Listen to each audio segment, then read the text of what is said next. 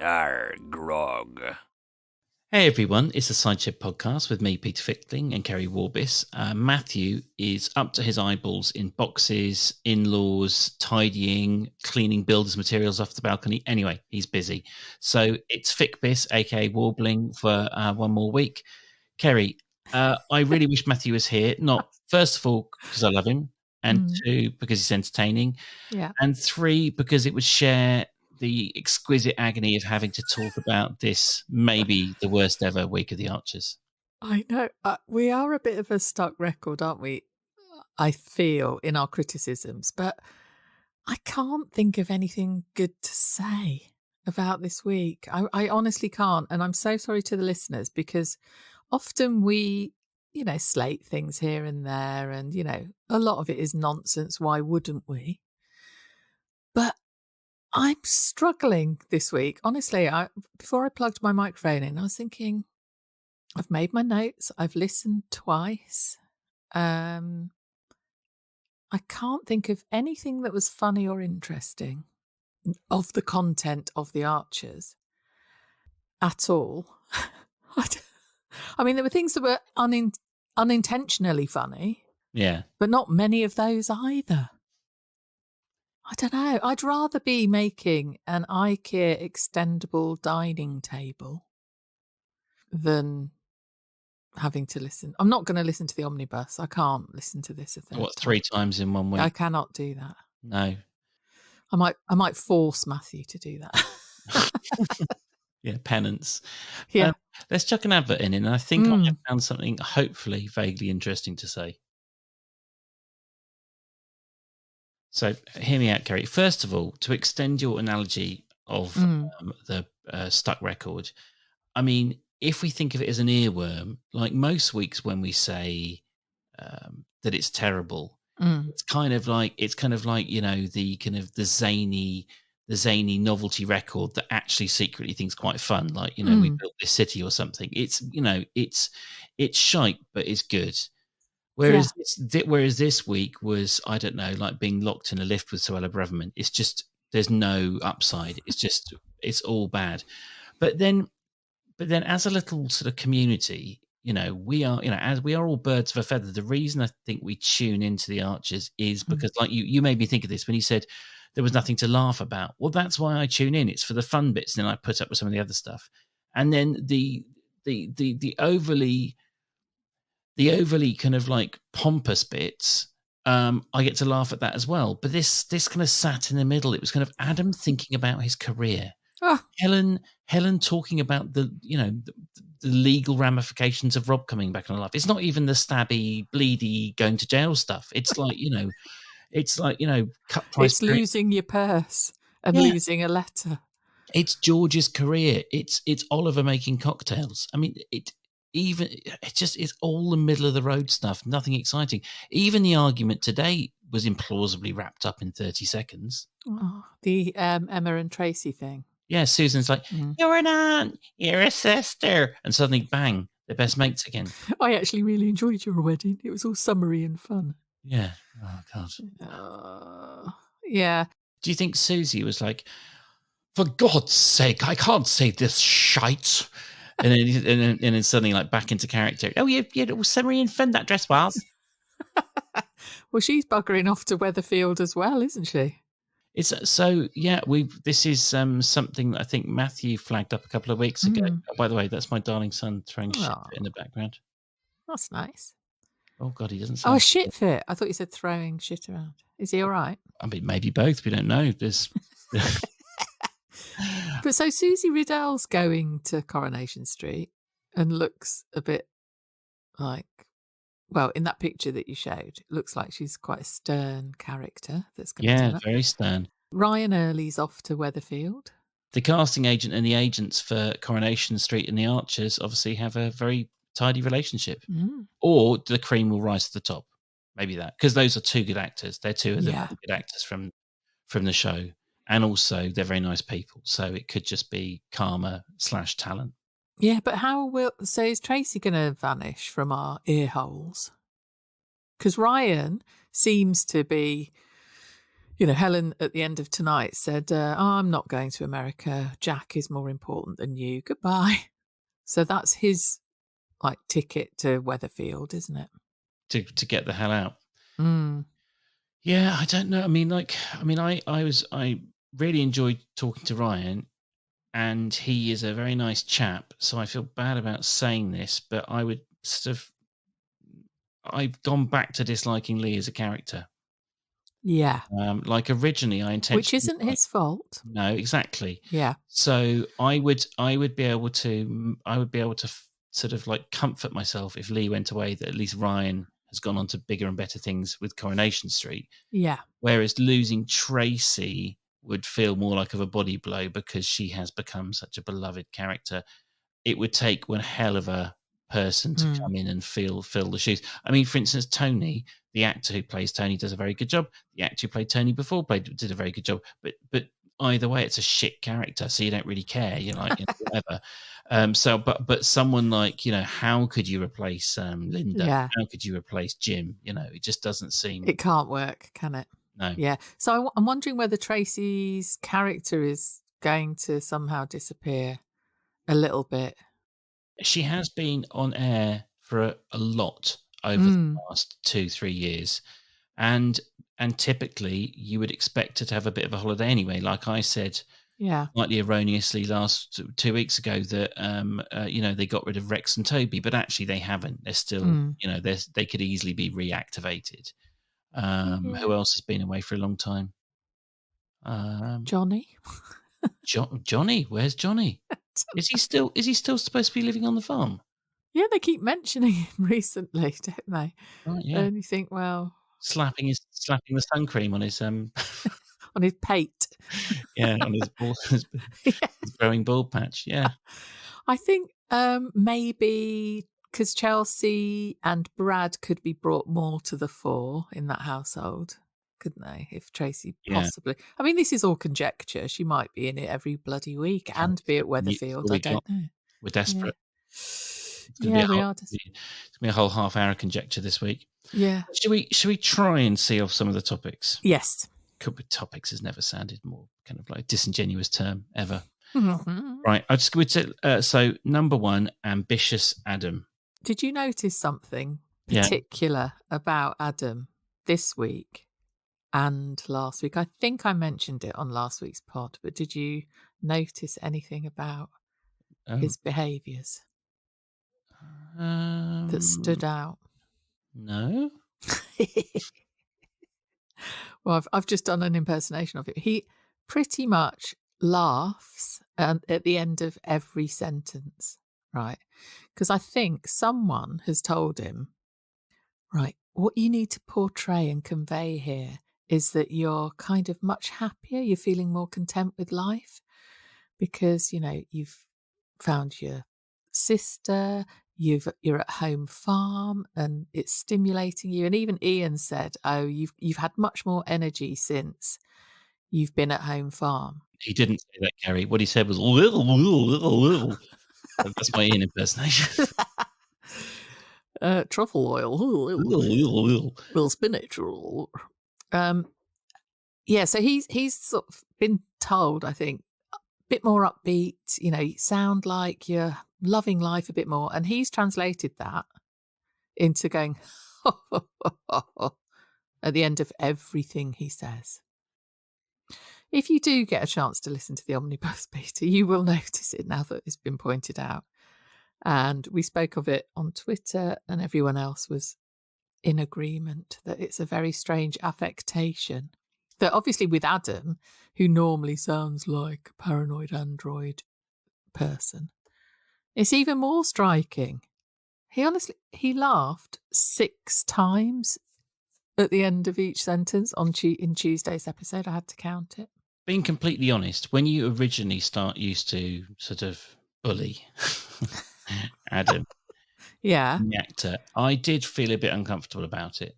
I was like a bit kind of like, because we were always trying to be quite kind of cheerful about the Archers, and we'd sort of agreed we were going to be as nice as possible about the acting. Like it was always going to be about the story arc, or Yeah. like try not to be, try and remember that they're doing a job and stuff.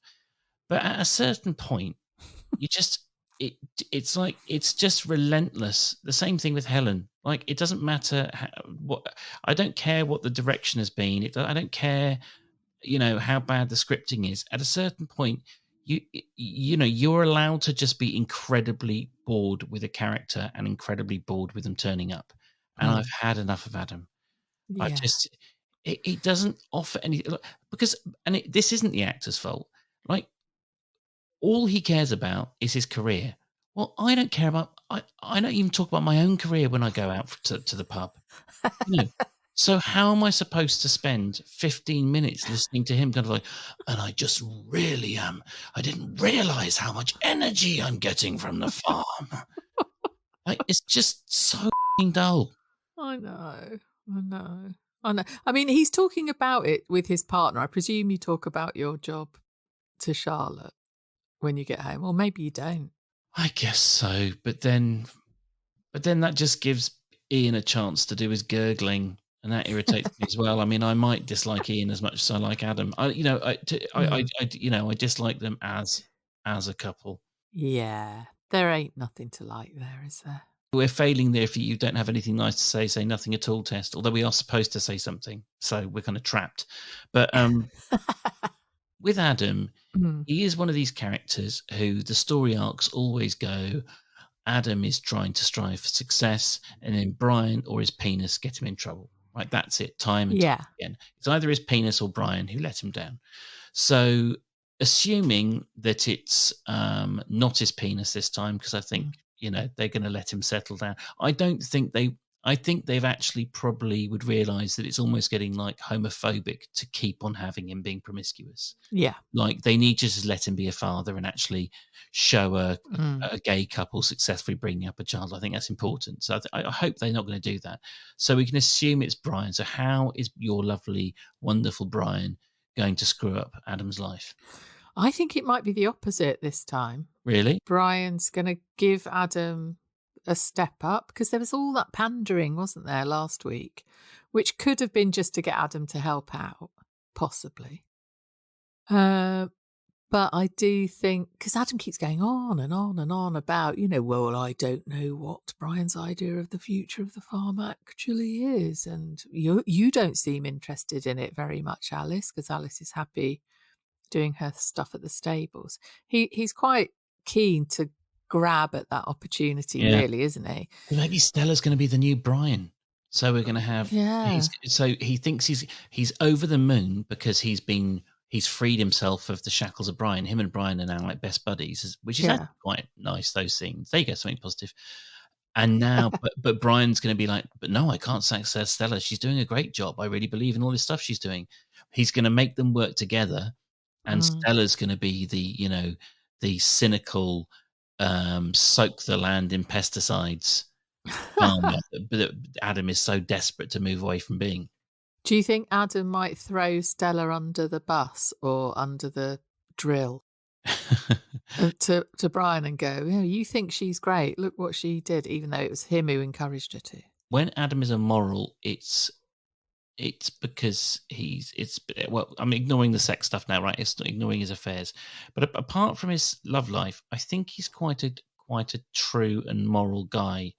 I don't think he would throw someone under the bus. He nicked $5,000 though. Apart from the thieving and the affairs, he's quite a moral guy. Okay. Yeah. I don't give a shit about him and what happens to him at all. All right. I think, do you know what I mean? I honestly don't care. Yeah. So that neatly leads us on to Helen. Yes, it does. Oh, actually, Adam, just reversing slightly, the only other thing he was involved in this week is the cricket, wasn't it? Yeah, let's get that away. Hilarious situation where Chris is a great cricketer and Tom and Tracy are vying to have Chris on their teams. And Tracy just goes, right, you can have him, but I'm swapping him for Adam, or the other way round. I don't know. top 5 least plausible moments in Archer's history. In at number 5, Harrison catching someone committing a crime. At number 4, Tracy and Tom making a deal to swap Adam for Chris, and then the idea that Tom is then going to go and break the news to Adam. It's absolutely bananas. Yeah, without asking either of them first. And also, people were pointing out that last year they couldn't string a cricket team together. They were scrabbling about for players. Now they've got 2 T20 teams. Yeah, and it's also it's a guy with a 3-year-old and a guy with almost toddling twins. These are the 2 men who suddenly have acres of time to spare. And Tracy, yeah, who's like juggling multiple jobs and has a slightly chaotic home life and is planning a wedding. all perfectly reasonable. And see, it gets to the point where it's actually really patronising to expect us to believe any of this. Yeah, isn't it? It's borderline abuse, expecting us to believe this shit. Also, the herbs that they've picked from the edible pigging forest to take to the shop to sell, and I'll give Ian a bunch of those. And I think, the edible garden, forest, whatever it is, wasn't that only set up a couple of months ago? I mean, when was that put into place? We need Matthew here for that. He'd know the hour of the day. He'd also know how long it takes to grow various herbs. Not those herbs, Matthew. I wasn't having a go at that. But it seems a bit, this bloody forest, it's grown right quick, hasn't it? Oh, it's up there with the word brand for when I just hear it. I just feel a little bit of me die. I'm so sick of it. You did WhatsApp us, didn't you, saying really quite angrily, say edible forest one more time. Go on, say edible forest one more. To me and Matthew, and we were like, all right, Peter, are you okay?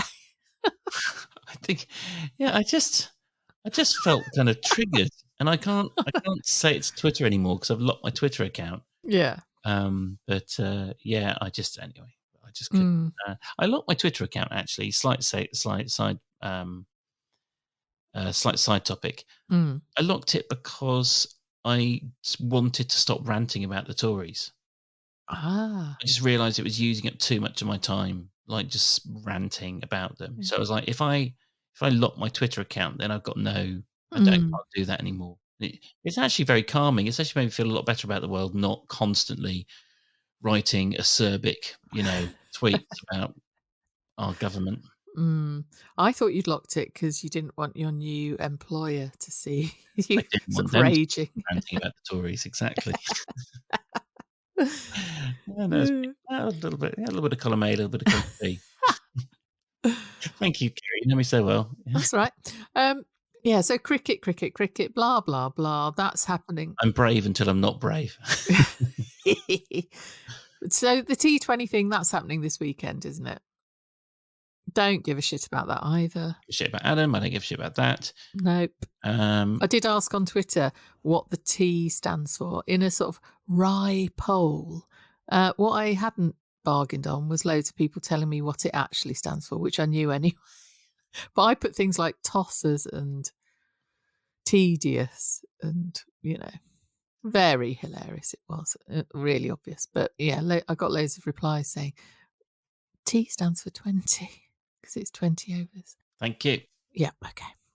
I hope we don't hear too much of that over the weekend, that cricket. It's better than the alternative. I'll tell you what, though. I did have a quite charitable thought this week about the Archers as well. Yeah, because I was sitting here looking out the window. I just thought, actually, writing an interesting diary every day for other people to listen to, which essentially is like a diary, isn't it, of all these people. It's like, today I got up, I had breakfast. I'd rather hear that, actually. Got up, had breakfast, went to the loo, than some of the stuff that they do show. But it must be quite a challenge to come up with, which is why they come up with all this shit, isn't it? I've only just realised this. It was like some sort of epiphany. Again, to be fair, and I think I was kind of hinting at this earlier, but you know, we have our particular perspective. We have the things we like. And then we remember that there's other constituencies. And some people like the kind of folksy, Mm. boring stuff. And I think why it's kind of failing at the moment for us is because they're leaning it's way too heavily to favor, it's favoring the kind of whimsical picket fence brigade. Contrived. Yeah. And people who like that. It's like, you know, there's a reason I don't listen or watch to any other soap operas. There's no Coronation Street, no Brookie, no like El Dorado, none of these things for me.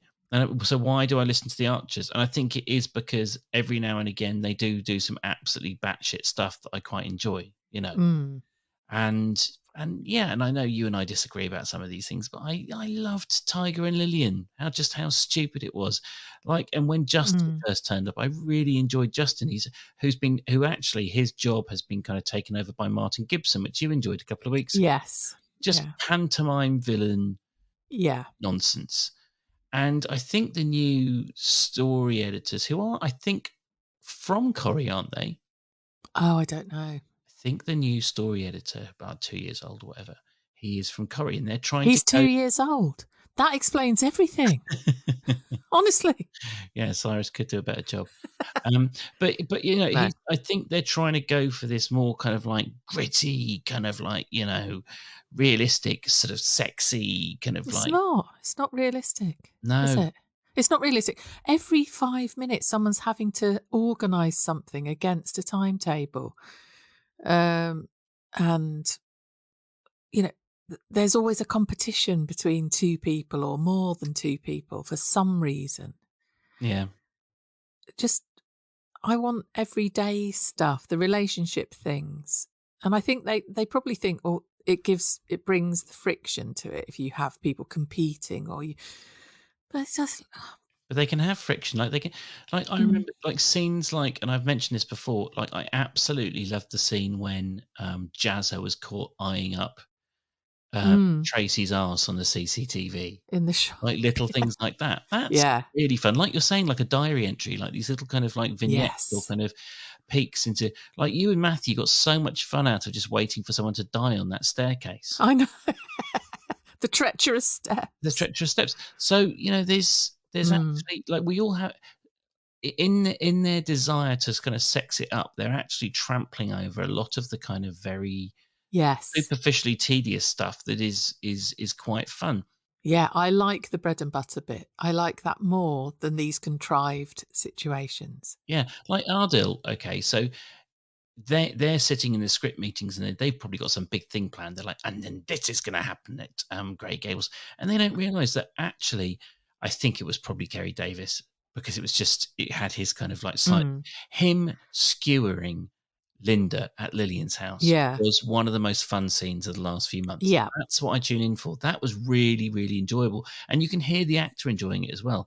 Like Tracy and Emma, that row today, there was no sparkle in the actors' voices.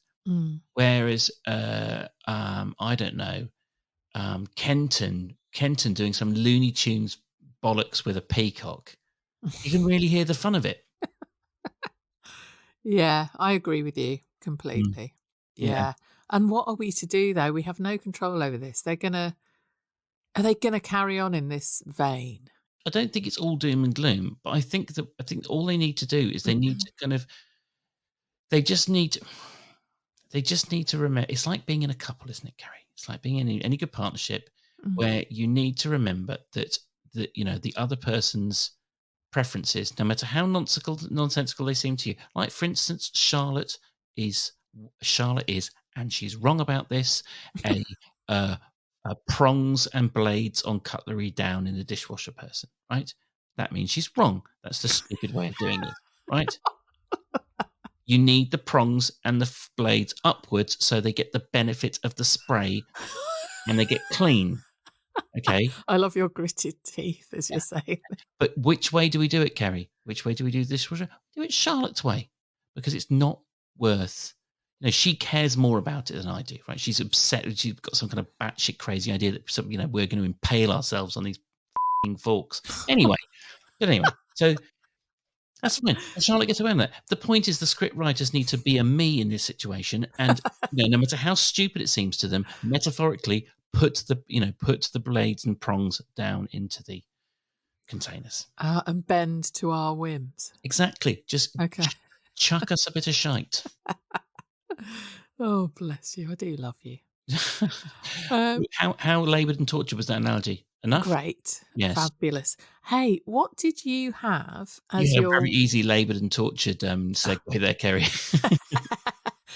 What did you have? I'm just looking at my notes ahead of me on the screen, and I was looking at vanilla sponge, egg mayonnaise sandwiches, sausage rolls, which is supposedly the sort of wedding feast, isn't it? Did you have that sort of thing? I didn't eat any food at our wedding. Oh. Did you eat any food at your wedding? I've never been married. Have you not? No. Did you have a buffet? You had children out of wedlock. I did. Keri Warbis. But did you have like a sit-down meal? Did you have a buffet? Did We you had have a buffet. both? A buffet. Yeah. Apparently the food was very nice, but I was too busy, Mingling. to try it. Yeah. I was very disappointed. Oh, that's a shame. Because Jazza, I know Tracy stropped off, didn't she? Because Emma was driving her nuts by bragging about George. So Jazza took over. And he wanted a Scottish theme. And Emma sort of went, oh, you can have a tartan tablecloth, thinking that'll do. But he wanted traditional Scottish food. And she said, what, like deep fried chocolate bars? And Scottish people on Twitter were not happy with that stereotyping. But wasn't it covered off because Jazza put her in her place? Well, yeah, Jazza then said a whole list of things, didn't he? Totty scone, stovies, clooty dumpling, rumble thump, crappy heeds, it sounded like. I'm sure it's not crappy heeds, the heeds of craps. Which was fish head stuffed with oats. Well, you'll be doing crappy heeds if you eat fish head stuffed with oats, won't you? And yeah, so just food is quite nice, isn't it? Let's talk about food. Surely that's a hilarious incoming plot that she's going to have a go at making them, is she? That Tracy's going to get incredibly upset that she wanted little kind of like, egg and cress sandwiches and, easy picnic food, and instead it's going to be a heaving table of fish heads. Stodge, yeah. Yeah. That would be quite funny if the table is full of fish heads stuffed with oats. I might actually, it would restore my faith in this program. They had Tracy on air this week, and yet they still managed to make it boring, which is quite an achievement. And Jazza, do you like domesticated Jazza? Do you like the new kind of more sort of? I quite like the fact that he's going into being I like him. I don't like it when he gets a bit kind of like alpha male and tries to be too sort of defensive and protecting. Yeah, I kind of don't know how they put up with each other though. Really, they do love each other, but they wind each other up. But having said that, when Emma started slagging Jazza off to Tracy and saying, God, look at what Jazza's done in his time. I could tell you a thing or two about him. She's like, go on then. Yeah. There wasn't much for her to say, was there? Also, at which moment has Tracy ever seemed like the kind of shy, naive wallflower? It's, be like, yeah, okay, he's done this. Yeah, same here. It's basically what it is if a man does it, he's a stud. If a woman does it, she's a slut sort of thing. Yeah. It's like, yeah, Jazz has been a bit of a slut. I'm very, very convinced that Tracy probably was in her day as well. And he was into drugs and everything, wasn't he? Yeah, but, I mean... Yeah. I think I've said this on air before, but I get very... Basically what it is, in America, cocaine had different sentencing levels, didn't it, to crack, even though they're basically... Yeah. It's basically one is cooked from the other. And it's all to do with kind of snobbery. So it's like, you're an alcoholic if you're drinking special brew, but, having 3 gin and tonics in a row like Lillian, and you're just, a fun-loving dipsomaniac. Imagine if all the Tories who take coke were actually on crack cocaine. Yeah. I mean, I don't know. I wouldn't put anything past them. It's not even, the thing is, you don't even have to say anything like allegedly. Like, no, they've owned up to it. Boris Johnson has owned up to it. Michael Gove has owned up to it. What, taking coke? Yeah. Well, I think sort of like, surely about 70% of adults haven't they? No, I think the statistic, I think it's very low, actually. Is it? Yeah, That's just amongst my friends. No, I mean, and also it's going down a lot. Like, the younger generation, like Mimi and Max's generation, are doing a lot less drugs than our generation. Our generation, if you're calling, like, coming of age, late 80s, early 90s, our Gen generation, X. was like the high point of drug taking. Oh, well, I've achieved something in life. Yeah, I was at the high point of something. Yeah. But talking about Tracy not falling for stuff as well and not being naive, that Tom joke where he was going, oh, and Chris's ankle is actually a football at the moment. I was surprised she fell for that. But then, as she said, oh, I can't believe you tried to get away with that lie, Tom. Like, I'll easily find that out. I'll talk to our Susan. And it was just like, yes, that was appalling. Yeah. Because I had my first bath in about half a decade. I was listening to that. Oh, you filthy bastard. Good God, Peter. No, but it's having a bath's horrible. Anyway. I know, I haven't had one for donkeys either. It showers are us all the way, yeah. So I was lying there in the bath, feeling very sorry for myself. And because of what you could see in the bath. Oh, thank you, Keri. Yeah. Yeah, it was like, it just basically is this flat pink sort of skin of blubber. I just sort of settled in. It's just, like a couple of little bumps where a foot or a finger came out. Did you have bubbles? Oh, no. Just I didn't have. No, it was just, anyway, it's a horrible picture. People are going to be, being physically sick. But that's when I was listening to that part of the week, and I was deeply unhappy. Did you splash your water in contempt? I did, yeah. I had a little temper tantrum and then stomped out of the bathroom. I did, it was half an hour had gone by before I realised I still had my shower cap on. And that's how upset I was.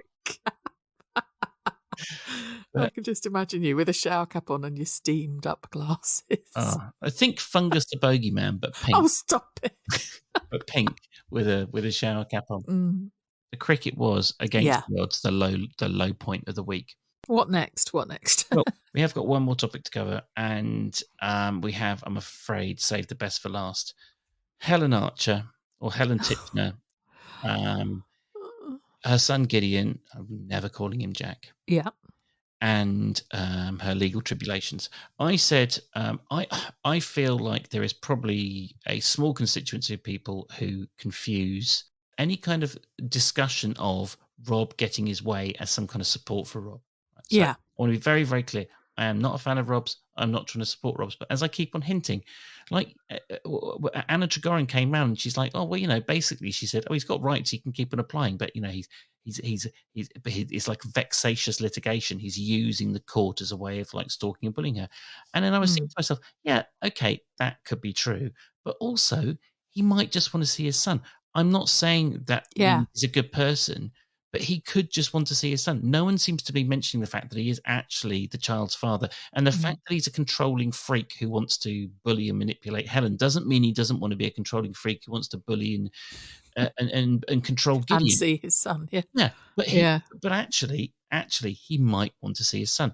And I'll say it one more time, just in case people, don't believe me. I'm not saying I'm on Rob's side, but Anna Trigorin was kind of saying that, like, yeah, you can't stop him from doing this. Yes, legal, like as the child's father, he does have some right to access, unless courts deem him to be too malevolent and dangerous to actually go ahead with that. I mean, I doubt if it would be unsupervised, would it? No, but that's fair enough, isn't it? Yeah, of course. That would be an interesting plot line if they then start to have a broader conversation about how women who are raped or women who are in situations like Helen's. I mean, obviously Helen was raped by Rob. Yeah. How low the conviction rates are, and how impotent the criminal justice system is in terms of successfully prosecuting these cases. Like, it's a very, very high bar that needs to be met to get some of these convictions. And I think that would be a useful conversation. Yeah. I just wish they could make it more interesting and speed up. Yes. Yeah. Again, they're doing it in this way because it's kind of real time to her.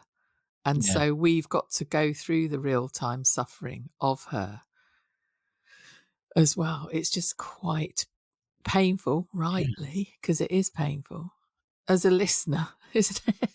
Yeah. Really. It's not. I was going to say it's not entertaining. I'm not saying that this abusive relationship should be entertainment, but it's quite hard to listen and be interested as a sort of casual listener to the Archers. I think the point is that we sort of accept. I'm not a casual listener to the Archers, am I? I'm sort of literally addicted to the stupid thing.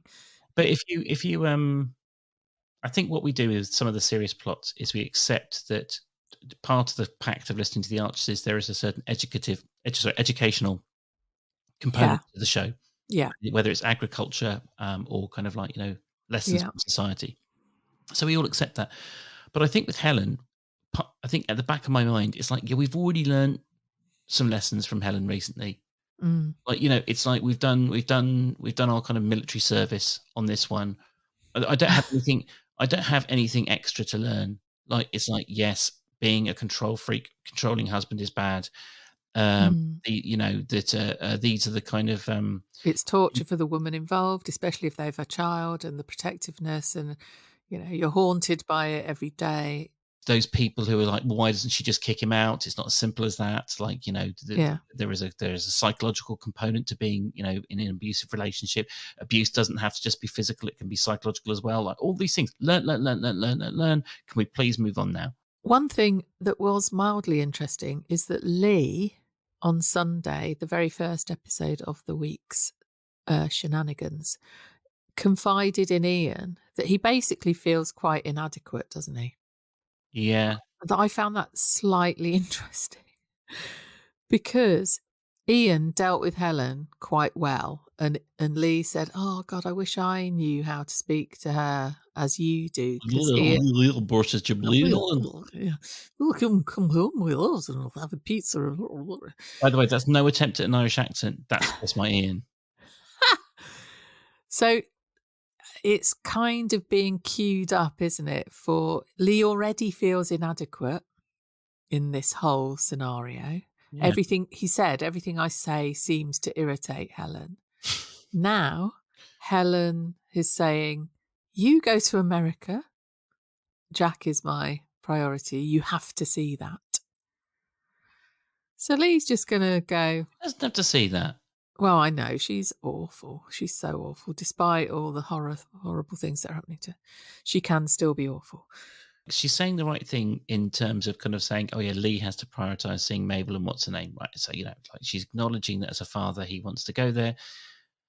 But when you hear about these children who are kind of suffering at Great Northern Street, most famously, who's that wonderful actor who's talked very movingly about losing his son? Our American guy. Oh, Rob Delaney. Yes. Yeah. So one of the things when you hear these parents who have a child who's stricken with a terrible illness, and then they talk about very movingly about how they then have to make this huge effort to kind of make sure the other children don't miss out too much.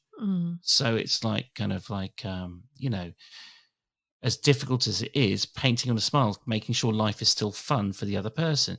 And I know Helen's traumatized and all this sort of stuff, but like it's very, very, regardless of her motivation, regardless how understandable it is, it's very, very short-sighted to she's basically use it or lose it. She's going to basically trash her relationship with Lee because she's so fixated on Rob.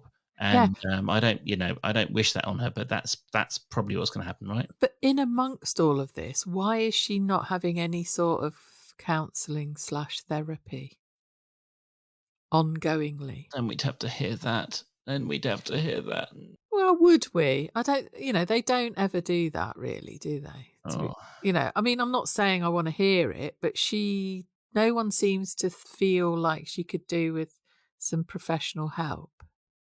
hitmen are professional, aren't they? Maybe she'll get hit on the temple by a cricket ball at the T20. That would be good. What else is a profession? Yeah, a person using a wrecking ball at a building site. So that's a profession. Yeah. Yeah.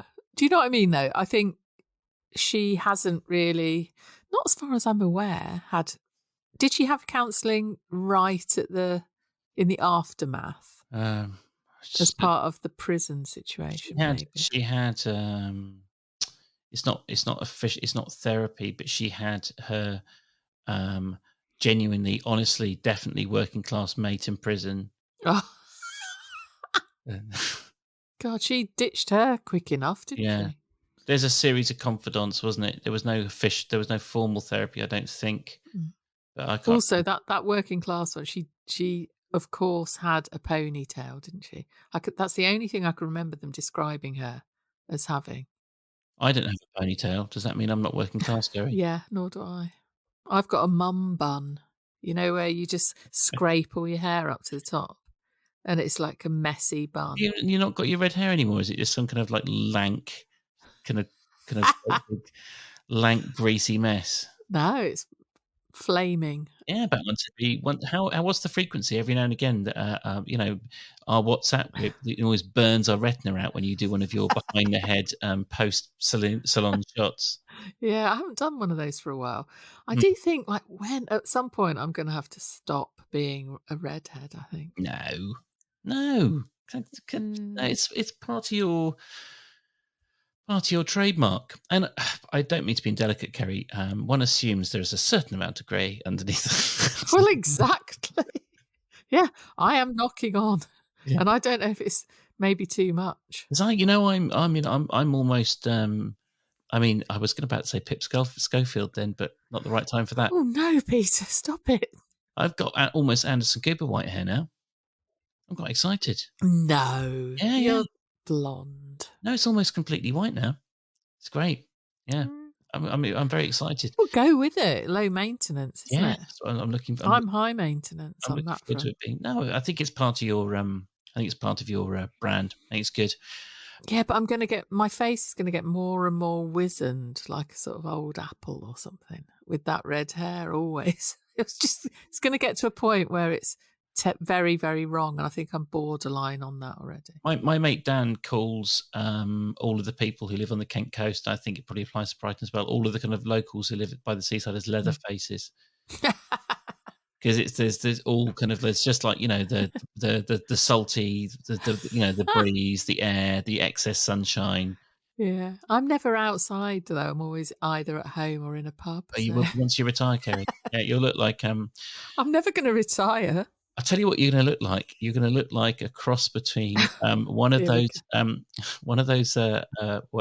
trophies a Victorian adventurer would bring back from the Amazon base. Yes, on a stick. And a troll doll. Cross between a troll doll and a headhunter's trophy. Yeah, that's what I look like already. Yeah, you've nailed it. Definitely, with all that wispy hair on top. Let's celebrate that success with an ad, and then we can see what we've got left in the tank. Lovely.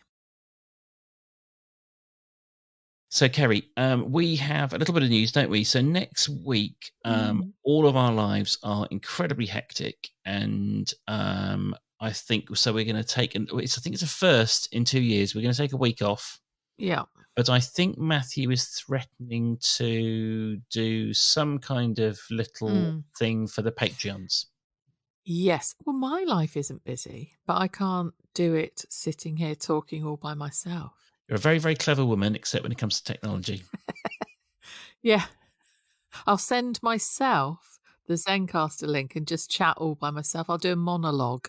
Keri and I had to talk this week because we were doing a bit of admin, and it was basically like it was like calling your nana. He's really exaggerating, listeners. Not by a huge amount, though. Be careful, Peter, or I'll tell them about your pepper mill. Oh, yeah. Okay, fair enough. Keri's a genius in all regards, including technology. Nothing to see here. Nothing to see here. So I think Matthew might be. I don't want to make any promises on his behalf, but I think he might be trying to do something in the week for the Patreons. Yeah. A good opportunity to say we are so appreciative of the kind souls who contribute to Patreon. Patreon.com/the cider shed. If anyone feels like getting involved, it makes such a huge difference. And then the week after that, hopefully, Keri, we will be back, all three of us, with lots of things to say. So if people want to keep the fires burning while we're away for that week, where do they go? At the Cider Shed Pod on Twitter. Do come along. It's a right laugh, as I've said before. We have had a new 5-star review as well, Peter. Get in. It dropped today. Blimey. And it's entitled Absolutely Love This Pod by Team Working GP. In short, this is just bloody fantastic. They chat about the sodding archers. It makes me feel better.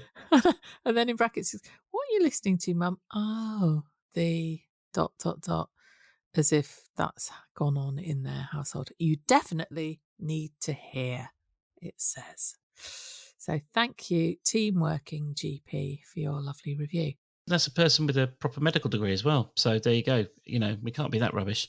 So Keri, yes, people can, if they want to leave a review, they can find the link to do so on our podcast description. I think 3 weeks ago we had great success when Matthew wasn't here by just saying something vague like go on the internet and type in the Cider Shed and you'll find Facebook and Instagram, and we got record numbers. Yeah. I'd say do that. Yeah, just go on Facebook, put Cider Shed in. It's either going to be us or some other shed full of cider. So it's a win-win, really. Yeah. We haven't done any football-y stuff, which I know certain people would be very happy about. But I think on the 9th, we're going to have to do a who has won and who hasn't won and which the positions are in our fantasy football league, because I feel like we've neglected that. Yes. Because lots of people actually joined in and they've been swapping their teams about and stuff. And I think we do need to do a little roundup of the stats. Yeah, and we do need to also talk to Matthew. How does he feel about the fact that Chelsea's now the new Spurs? Yeah, he's not here. Let's slag Chelsea off. They're doing it for themselves. I think they're 11th or 12th, aren't they? They're arguably the worst run football team in the world. It's glorious. Anyway, we need to get this in the can and edited just so Matthew can listen to it and get incredibly angry with us on WhatsApp. Oh God, he's going to properly edit that out. He loves that team. It makes no sense. He's such a sensible man in all other ways, and then he's got this one massive blind spot. He's so lovely. It's all wrong, isn't it? Yeah, the loveliest man supporting the worst team. Yeah, well, Tottenham are arguably the worst, but yeah, they are the worst according to Jose Mourinho. Anyway, I fell in love with Jose Mourinho. Yeah. Well, Keri, have a lovely, lovely long weekend. Everyone else, enjoy yourself, and thank you so much as always. Yeah, sorry if we were negative, but please send in to us suggestions on how we could have been more positive about the week that has just happened. Thank you, Keri. You can try and do it. Yeah, ask yourself the question and genuinely get in touch and tell us what happened this week that we missed out on. That was great. Exactly. Thank you. Lovely. Mwah. Bye. Bye.